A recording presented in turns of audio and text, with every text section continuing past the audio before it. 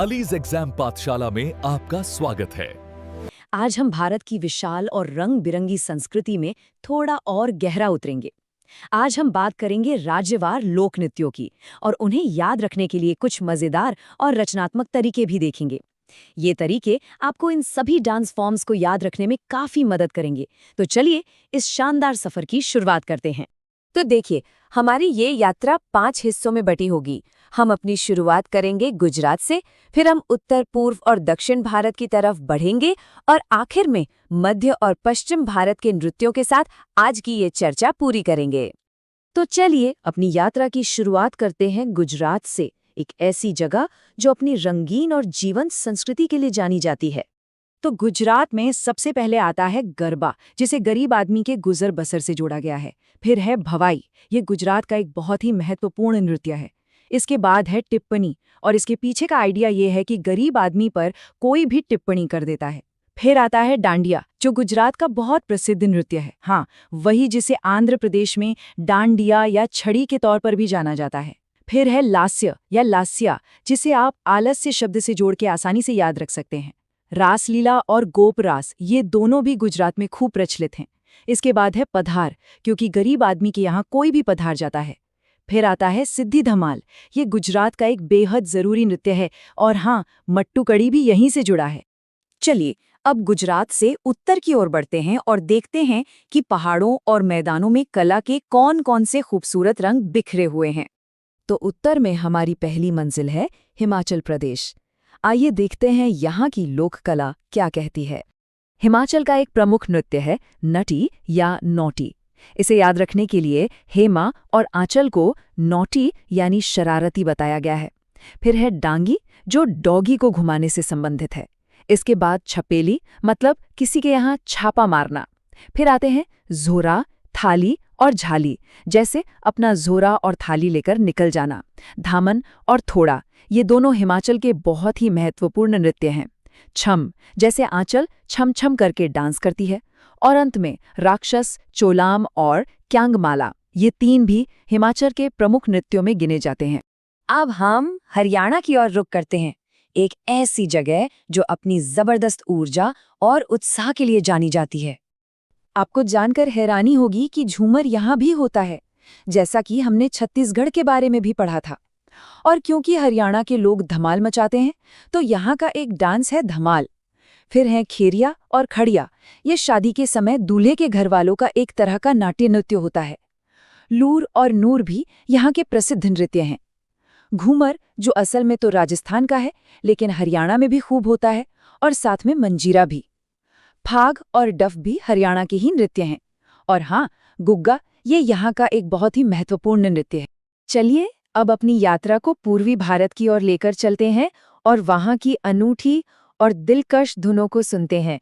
तो पूर्व में हमारी अगली मंजिल है झारखंड, एक ऐसा राज्य जो आदिवासी संस्कृति और परंपराओं से बहुत समृद्ध है। यहाँ के नृत्यों में शामिल हैं मच्चक मचक और झटका, जैसे झाड़ियों या झाड़ झुंड में चलते समय झटका लग जाता है। झूमर यहाँ भी है, और इसे झाड़ियों में झूमर गिर जाने की कहानी से जोड़ा गया है। फिर है पाइका, जो मुंडा जनजाति द्वारा किया जाता है।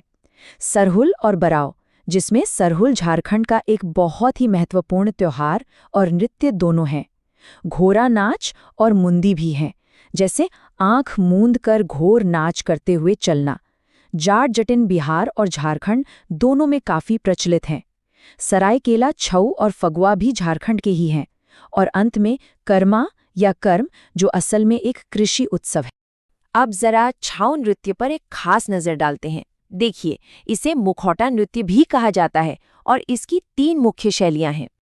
पहला है पुरुलिया छऊ, जो पश्चिम बंगाल का है, जैसे पूरा ले लिया। दूसरा है सरायकेला छऊ, जो झारखंड से है। इसकी ट्रिक है कि केला झाड़ियों में उगता है। और तीसरा है मयूरभंज छऊ, जो उड़ीसा का है, और इसकी सबसे खास बात यह है कि इसमें मुखौटे का इस्तेमाल नहीं होता। हमारी यात्रा अब दक्षिण भारत की ओर बढ़ रही है, एक ऐसी जगह जहाँ की परंपराएं सदियों पुरानी और बहुत गहरी हैं। दक्षिण में हमारा पहला पड़ाव है कर्नाटक, जो अपनी शानदार कला और गौरवशाली इतिहास के लिए काफी प्रसिद्ध है। यहाँ का सबसे प्रसिद्ध नृत्य है यक्षगान या यक्षगान, जैसे माता पिता अपने बच्चे का यशगान करते हैं। फिर है लंबी यानी शुटारी, जैसे लंबी लंबी छुट्टी लेना, और बोलक आत जो बालक शब्द से संबंधित है। इसके बाद डोलू कुनीता और पटा कुनीथा, जिन्हें क्यों डोला और क्यों पढ़ा नहीं से जोड़ा गया है। नाग मंडली को वीरता से जोड़ा गया है। वीरगा से भूत आराधना और करगा, ये कर्नाटक के कुछ और महत्वपूर्ण नृत्य हैं। साथ ही उमटिया और कमसाले या कामसाले भी यहीं प्रचलित हैं। अब चलते हैं गॉड जोन कंट्री, केरल। यहाँ के नृत्यों में एक बहुत खास बात है कली शब्द का बार बार आना। चलिए देखते हैं कैसे। तो यहाँ के मुख्य नृत्य हैं ओट्टम थुलाल, काली अट्टम और पद्यान, जिसे पद्यानी भी कहते हैं। अब जरा कली वाले नृत्यों पर गौर कीजिए। कनियामूर कली, थप्पू कली, मार्गम कली, कोल कली, थिरुवातुर कली, चवकली और परिचा कली। और दो सबसे महत्वपूर्ण नृत्य हैं कुडियामट्टम और मुड़ियेट्टू। इन्हें तो जरूर याद रखिएगा, ये मोस्ट इंपॉर्टेंट है। तो अब हम अपनी यात्रा के आखिरी चरण में हैं और हम भारत के हृदय यानी मध्य और पश्चिम भारत की ओर बढ़ रहे हैं। मध्य भारत में हम सबसे पहले मध्य प्रदेश की सांस्कृतिक समृद्धि को जानेंगे। इसे याद रखने के लिए पेट यानी शरीर के मध्य भाग से जोड़कर समझाया गया है।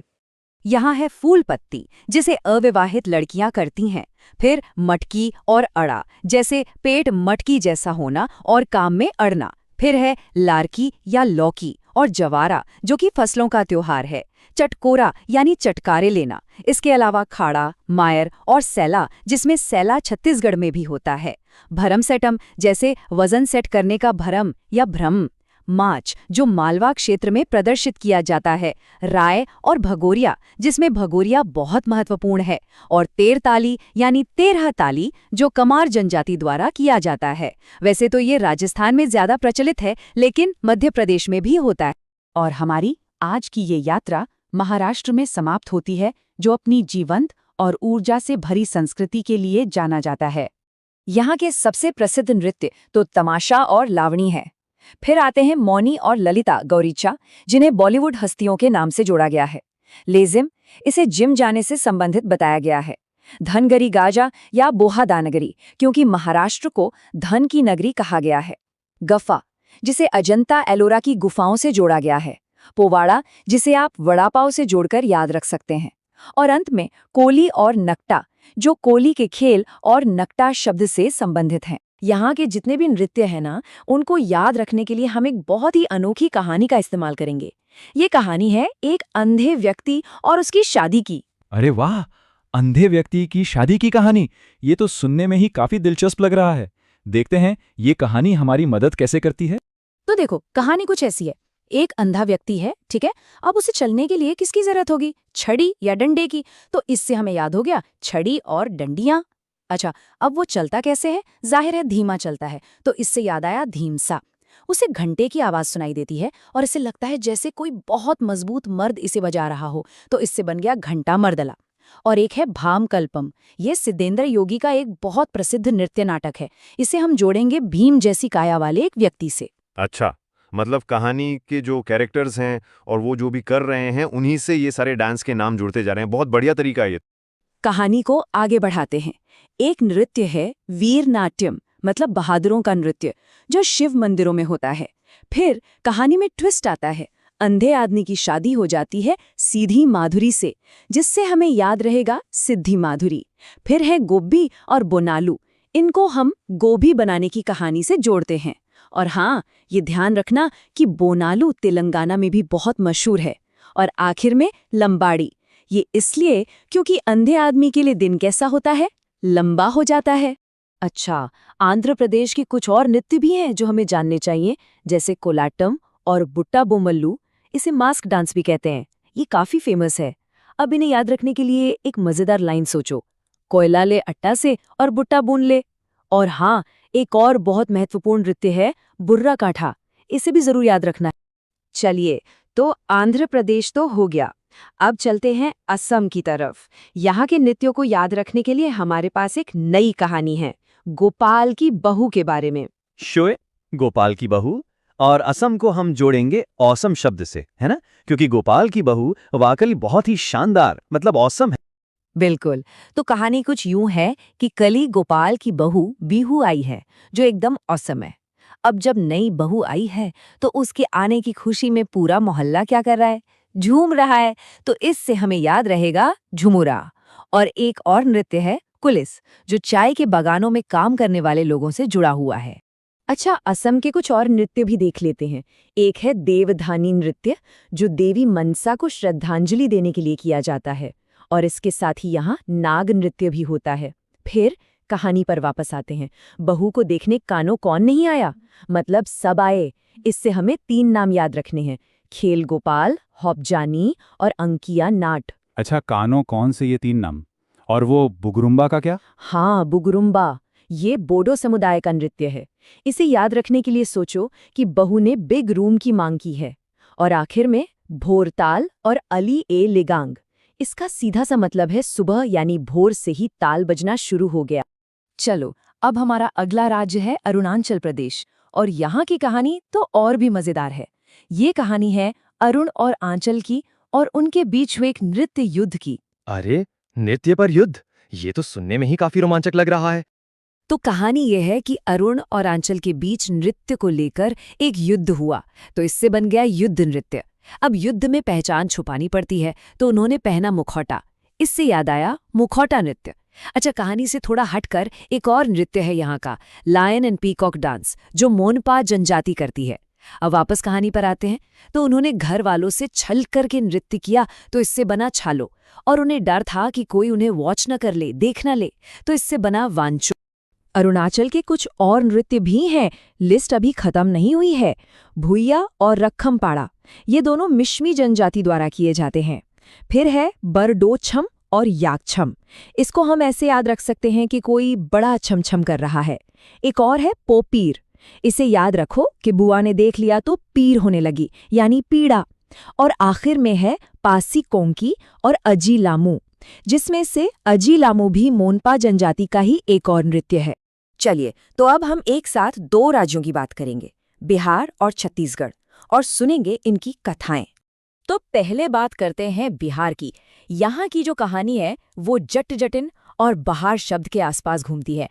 तो देखो, कहानी ये है कि जट की जो पत्नी है जटिन, वो विदेश की है। तो उसके आने से जट की जिंदगी में बहार आ गई। इससे हमें 2 नृत्य याद हो गए, जट जटिन और विदेशिया। अब विदेशी बहू है तो कजरी यानी काजल लगाकर बहुत सुंदर लगती है, तो इससे याद आया कजरी। जट तो उसके प्यार में जोगी बन गया और झरनी से पानी भरता है, तो इससे हमें जोगी, पनवारिया और झरनी, ये 3 नृत्य याद रहेंगे। और सुनो, वो अपनी पत्नी के लिए खुद कपड़े भी धोता है, तो इससे बना धोबिया नृत्य। वाह, बिहार की कहानी तो वाकई बड़ी दिलचस्प थी। अब छत्तीसगढ़ की बात करते हैं, जिसका नाम ही 36 किलों से जुड़ा है। बिल्कुल सही। और यहाँ की कहानी है एक नई रानी के बारे में। तो छत्तीसगढ़ की जो नई रानी है उसका नाम है गौरी मारिया। अब रानी आई है तो उसके आने पर दिवाली जैसा उत्सव होता है। इससे हमें गौर मारिया और दिवाली, ये 2 नृत्य याद रहेंगे। और नई रानी क्या पहनती है? झूमर, तो इससे बना झूमर। अच्छा, यहाँ एक बात पर ध्यान देना होगा। असम का जो नृत्य था वो था झुमुरा, और यहाँ छत्तीसगढ़ का है झूमर। ये कन्फ्यूजन नहीं होना चाहिए। बिल्कुल।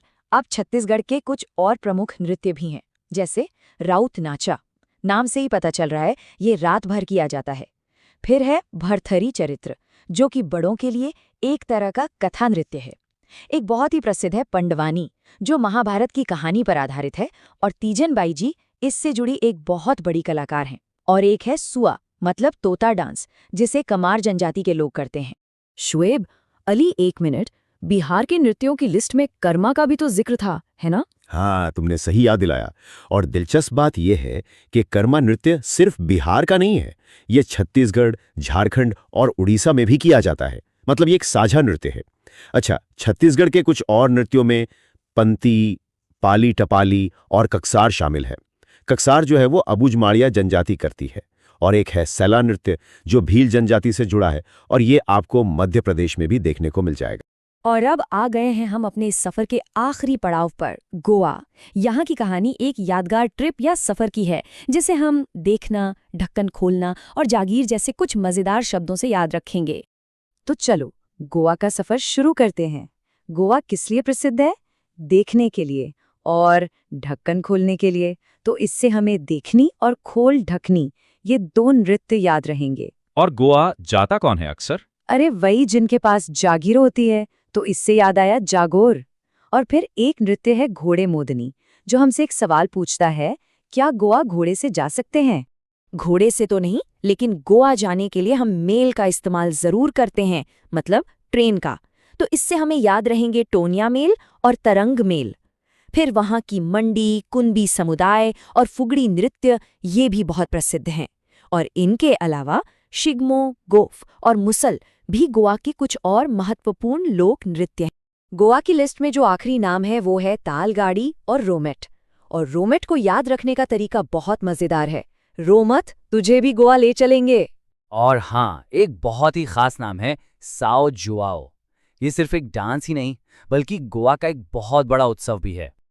तो चलिए, जाने से पहले एक बार जल्दी से इन सभी कहानियों को दोहरा लेते हैं ताकि सब याद रहे। आंध्र प्रदेश की कहानी क्या थी? अंधे व्यक्ति की शादी। असम की कहानी थी गोपाल की बहू। अरुणाचल प्रदेश में था अरुण और आंचल का युद्ध। बिहार की कहानी थी जट जटिन और बहार। छत्तीसगढ़ की कहानी 36 किले और नई रानी। और आखिर में गोवा का एक यादगार सफर। तो उम्मीद है कि इन अनोखी और मजेदार कहानियों से अब ये सभी नाम आसानी से याद रहेंगे। बिल्कुल रहेंगे। और अब जाते जाते आप सबके लिए एक सवाल कि इन सभी कहानियों में से आपको कौन सी कहानी सबसे ज्यादा पसंद आई और याद रहेगी?